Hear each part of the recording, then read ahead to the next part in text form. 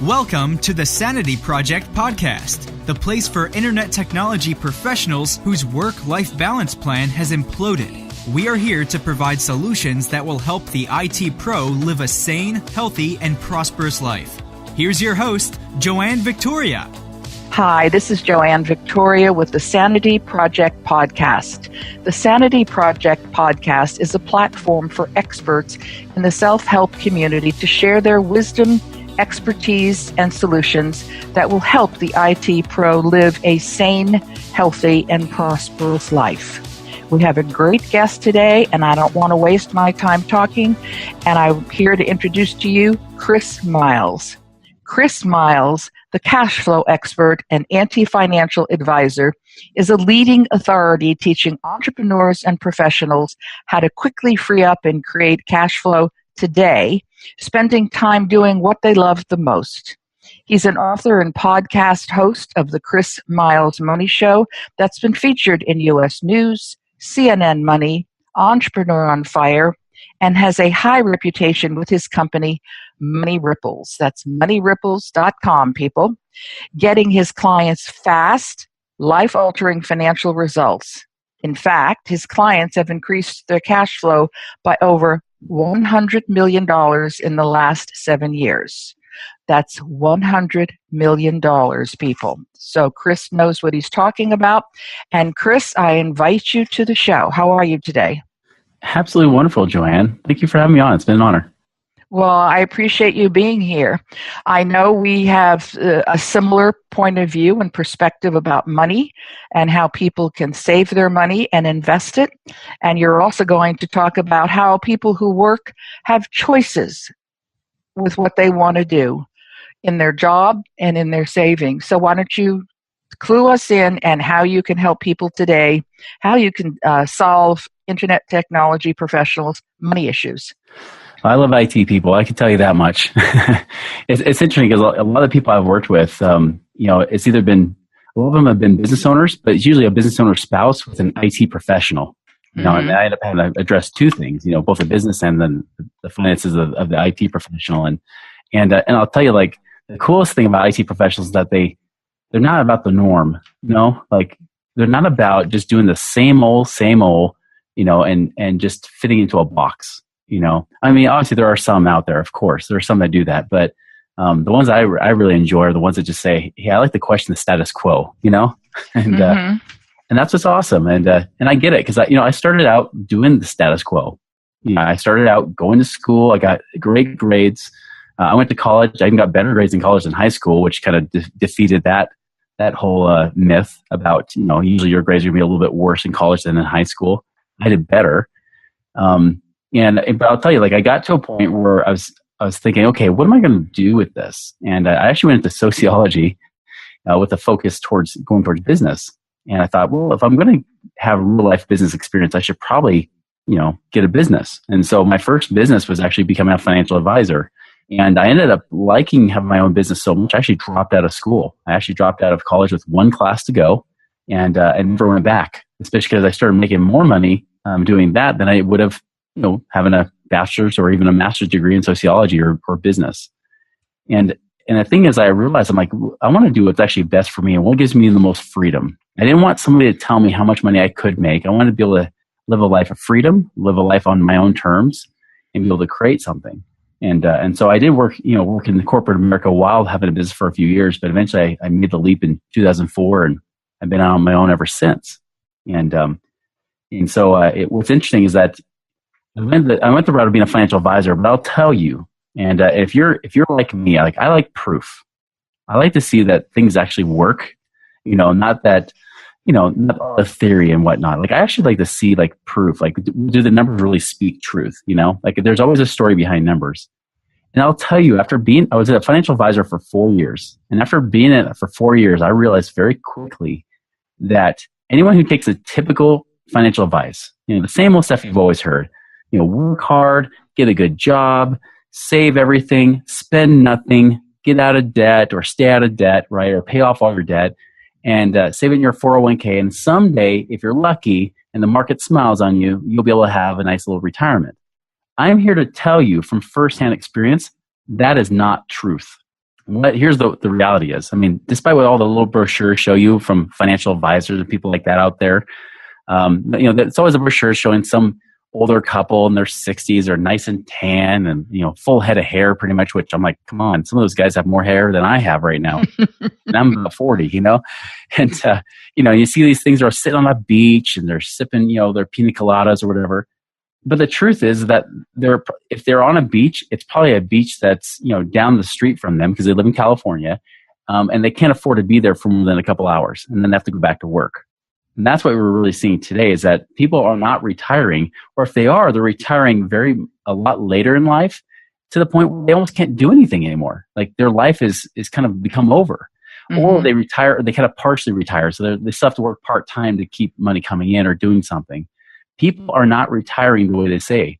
I mean, I remember my whole goal as a financial advisor was if I could save $2 million and then live on the back then it was 4% interest, what they told you could live on, right? Now they say 2 or 3% is what's actually conservative, and that's what you should do. So think about that. $2 million, if I save that much, if I lived on just 3%, that's $60,000 a year. I mean, that's barely middle class. I mean, if you save $1 million, that's $30,000 a year. If you became a millionaire to then retire in poverty, that doesn't make sense, right? No. And I try to run the numbers, and every time I ran the numbers, I'm like, okay, well, if I just make inflation less, if I make it 2% instead of the real 5+%, which is the real rate of inflation, not what the government tells you, because the government tells you a lower number based on the numbers, they skew the numbers so that they don't have to keep raising Social Security higher because they'll run out of money faster, right? Mm-hmm. So they lie about Social Security, they lie about inflation. So when you look at real rates of inflation, it goes up way faster than even wages. And they go up way faster than even what you're supposed to live on in retirement. And people are running out of money fast. And that's why most of them don't retire. They usually go in at least into their 70s before they might stop working. And the whole reason I went into financial advising in the first place is because I grew up with my dad who worked, he believed in working for the same company for 40 years. That didn't hold out to be true because companies would find reasons either because business was bad or because they wanted to, save money or whatever it might be. They would, let him go. And so he had to work for about 3 companies over those 40 years. And I remember him saying, I'm going to work until I'm dead. And I'm like, well, that's awesome. That's a great life. That's something to pass on to your child. Exactly. Like, I mean, I wasn't even in the workforce yet. I mean, other than, working for restaurants and stuff as a high schooler. But when I'm hearing my dad say that growing up, it's like, I'm going to work until I die. My whole goal when I became a financial advisor was to at least give him 1 year of his life back. So at least he had some life to enjoy. Mm-hmm.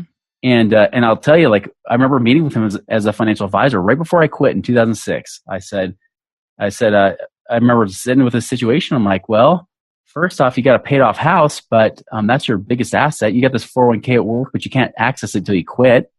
So we can't really do much there, even if it's not doing great. In fact, he was going to retire right around 2000, and then Y2K hit, and he went heavy into tech stocks and lost a good chunk, most of his retirement. He had to work another 10 plus years just to try to get his money back up. And by that point, he's like, well, I'm almost dead, so I probably won't run out of money. I'll probably die for it. So he finally retired a few years ago. Even though we did get him to do some investments, that actually helped him out a little bit. But I'll tell you, like, that's the thing is that it just is broken. It doesn't work. And so I quit March of 2006. I remember I actually went to a conference where there's a bunch of millionaires, guys in like real estate investing and things like that. And what shocked me is that these guys were like in their 20s and 30s and they were retired. Oh. And I thought, well, how's that possible? Because I was hoping to save up enough to retire by the time I was 40. And these guys are already retired in their 20s and 30s. Some were younger than I was at that time. I was 28, almost 29 at that time. Mm-hmm. And so I just said, okay, I don't know what they're doing, but obviously, I mean, when they're saying things like, work hard, stay in the market for the long haul, save everything. They're like, well, yeah, how much do you save? And stay for the long haul. Well, how long is the long haul? Because my dad had to work almost another 15 years to make up for that crappy long haul from Y2K, right? Mm-hmm. I mean, all that kind of stuff, and so all those things that they're saying, high risk creates high return, that's all bull. And I knew it, but the hard thing is my pocketbook was tied to it. And so finally I went to that conference. I left that next week, that next Monday, I went to my office. And even though I was at the height of my business, I put in my resignation and said, I can't do this anymore. I feel like a liar and a deceiver. I can't do it. And so I left. That took courage. I put in my resignation, I left. And they asked, what are you going to do? I'm like, well, I'll teach ballroom dancing and I'll do mortgages. Right. So I did. And but here's what's crazy is that when I started to focus on cash flow, because that's what most of these millionaires would focus on. They wouldn't focus on trying to save up in their 401ks. They laughed and scoffed at 401ks. Right.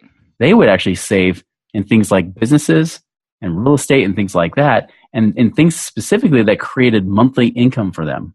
And they would laugh at mutual funds and how much high risk you take with so little return, because the returns are horrible. Even with a 401k match, I just did a podcast on the Chris Miles Money Show, the show that I have. I did a podcast about the 401k, and even with a 100% match, you're lucky to get a 9 or 10% rate of return before you get taxed on that money, right? That's before. So even though people think like, oh, I'm getting 100% return, no, you're not.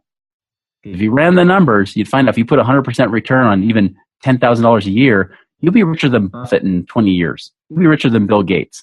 And I can guarantee you, I've never seen anybody rich in a 401k. Mm-hmm. And so, when you start looking at real numbers and real life and you start to realize it's all a bunch of bull.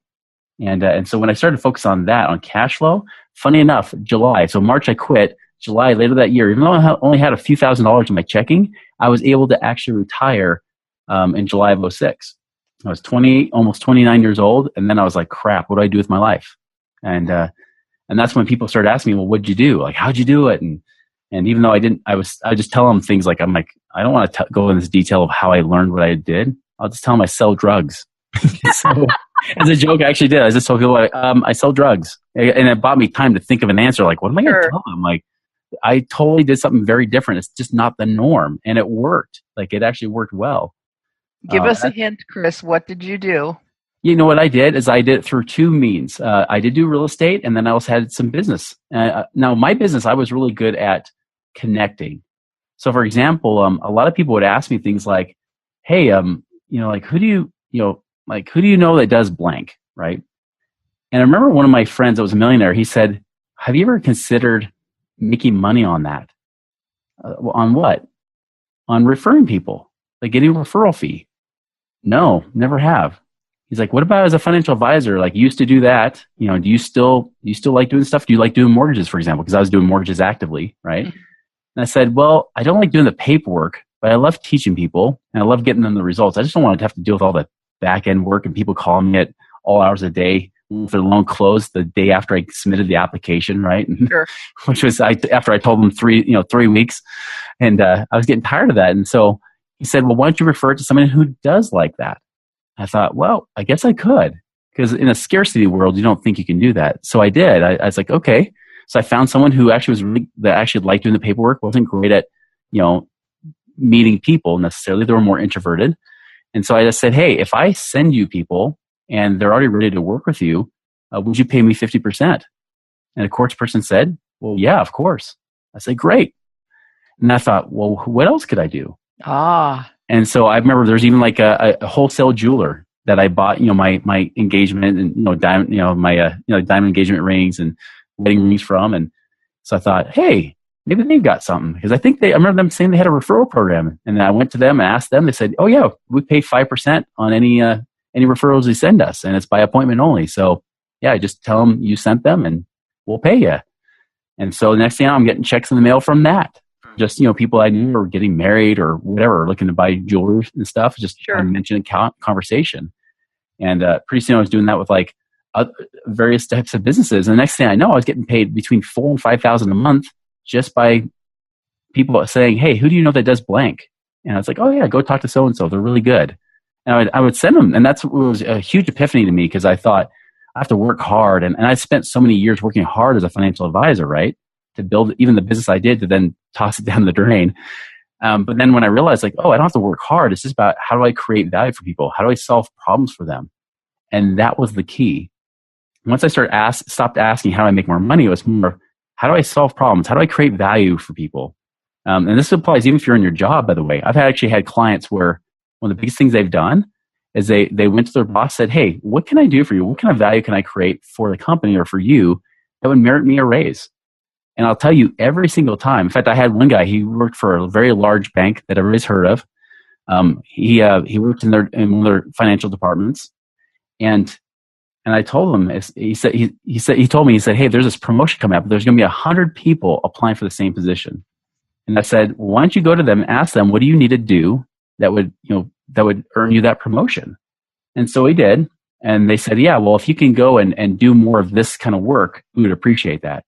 And so he did. And I told him, for the next month, don't even meet with me. Just do that. Focus on that. It might require you working an extra hour or two a day sometimes, but it's okay. Like, just focus on that for the next 3 weeks. That's all you have time for.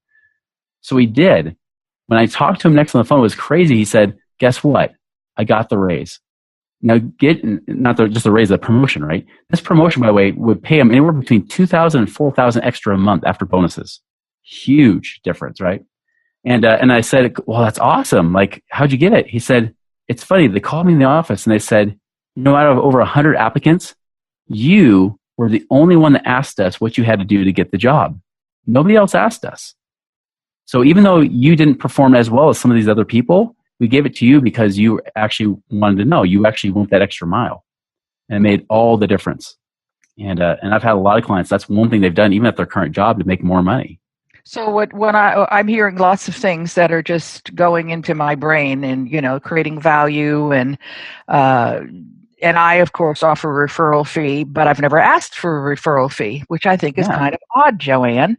It's like it goes both ways. I tend to forget that. But what I'm looking at is how people can, the money that they're making, for example, this guy, woman, whoever is making $4K extra per month, what do you advise them to do with that money?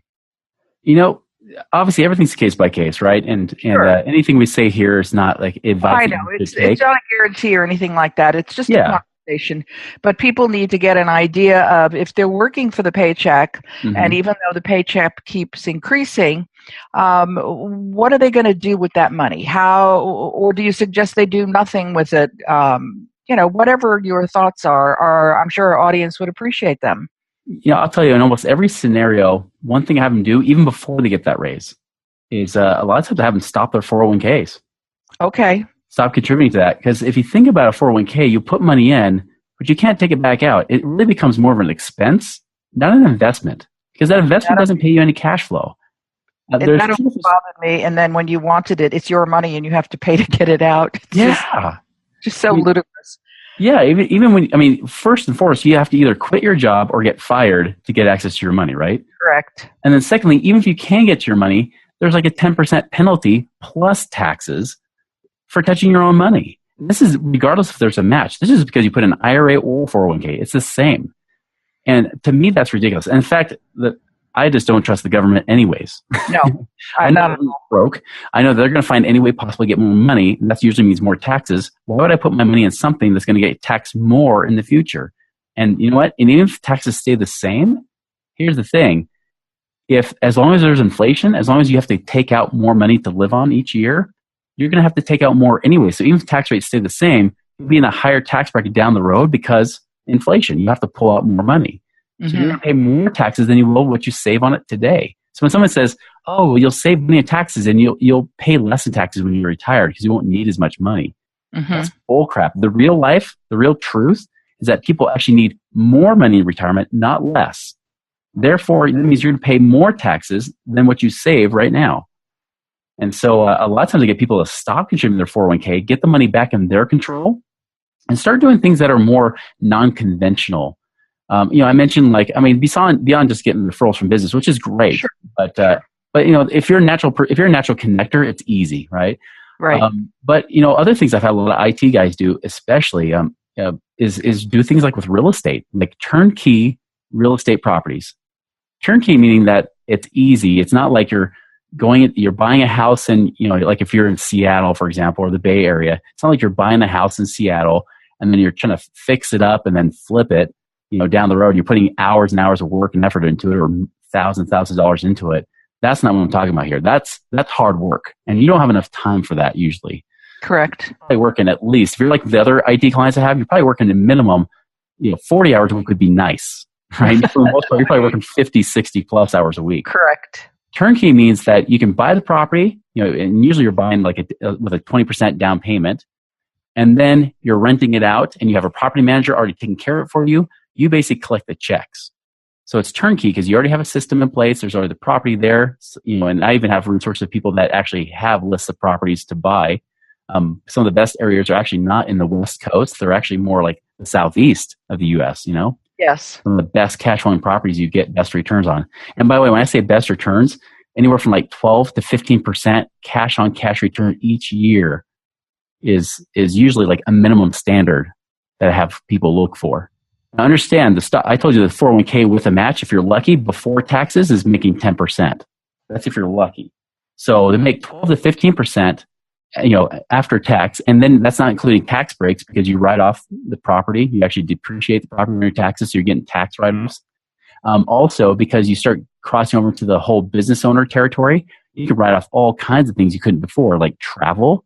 You can start writing off a lot of things like your cell phone.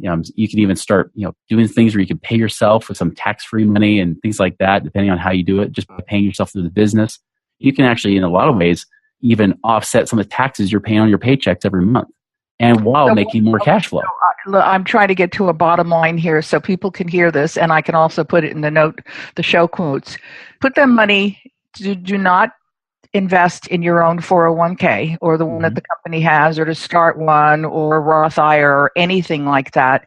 Put it in the drawer until it increases to enough money that you can have somebody cross country, Georgia, Mississippi, Alabama, Southeast, Florida, maybe something like that, or the Carolinas, and buy real estate there, a turnkey project.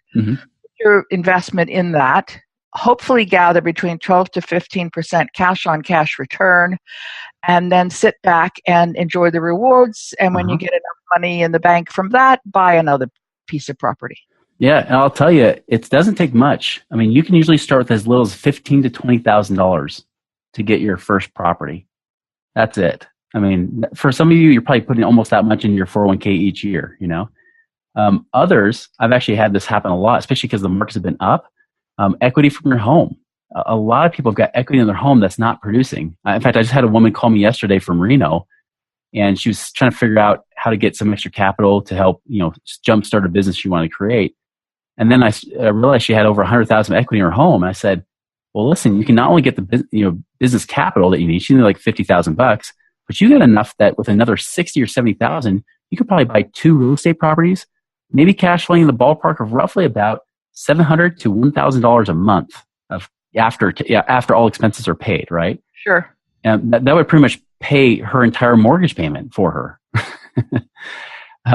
That's even after refinancing and everything. I said, you've got the potential. You could get cash and you can get a business going, and you could actually get some other passive income coming in.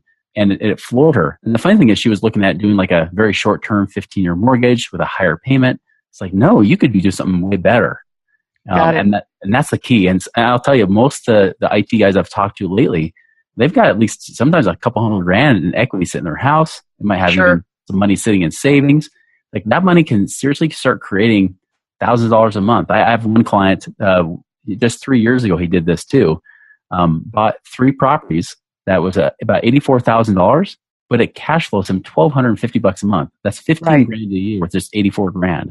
Right? And before, so if our listeners, and I think this is exciting and interesting.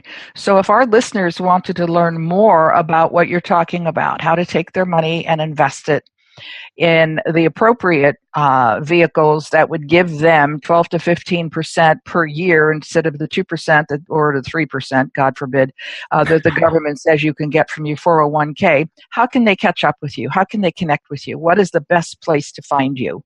Yeah, you can either visit my website, moneyripples.com, that's MONEYRIPPLES.com, or if you want to hear more about a lot of these different ideas that are out of the box, you can also check out my show I mentioned earlier, the Chris Miles Money Show, on iTunes, Stitcher, or however you like to listen to podcasts.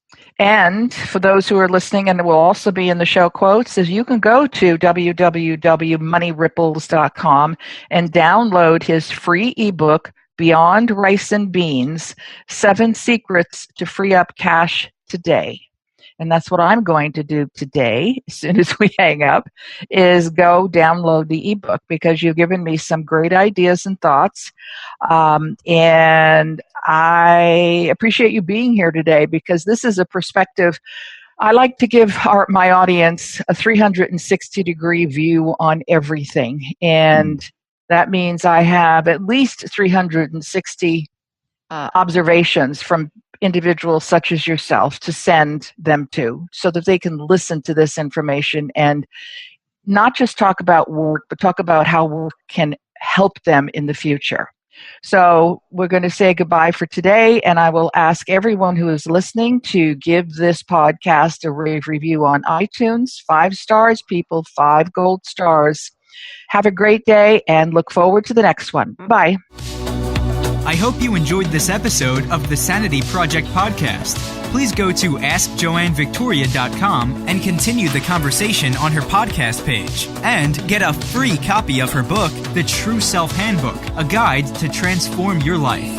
That's AskJoanneVictoria.com. Take care, and thanks for being here.